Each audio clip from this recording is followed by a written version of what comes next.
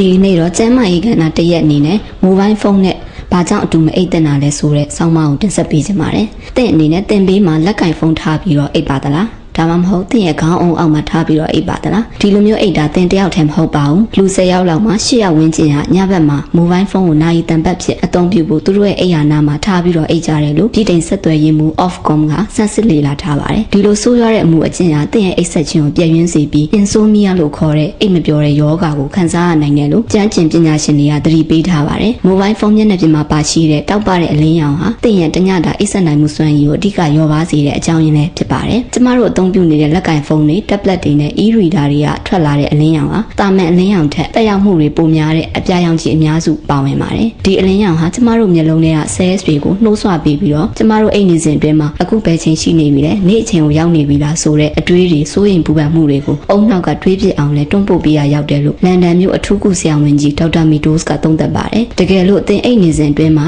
တင်ဖုန်းမှာတုံခါမှုအလင်းရောင်နဲ့အတူ text message ဝင်လာပြီဆိုရင်ကောင်းကောင်းအိတ်ဆက်ခြင်းကနေချက်ချင်းနိုးလာမှာအမှန်ပါပဲ။တင်ရဲ့လက်ကင်ဖုန်းကိုတင်ပေးမှထားအိတ်မယ်ဆိုရင်တင်ရဲ့အုံနောက်အသီးကလည်းဒီဖုန်းပေါ်မှာပဲစိတ်ရောက်နေပြီးတော့တနေ့တာအိတ်ဆက်မှုကိုအဟန့်တားဖြစ်စေပါတယ်။ဒါကြောင့်တညတာအိတ်ဆက်မှုအတွက်စိုးရင်ပူပန်ကင်းစွာအိတ်နိုင်မှုအတွက်တင်ရဲ့လက်ကင်ဖုန်းကဆက်ပိတ်ပြီးအခြားအခန်းတစ်ခုမှာထားခြင်းကအကောင်းဆုံးနည်းလမ်းဖြစ်တယ်လို့ကျွမ်းကျင်သူတွေရဲ့အကြံပြုချက်များကို news.com.au အင်တာနက်ဆောင်းပါးမှာဖော်ပြထားပါတယ်။အစီအစဉ်တင်ဆက်ပေးသူကျမခင်ရှူပါဘူးဖြစ်ပါတယ်ရှင်။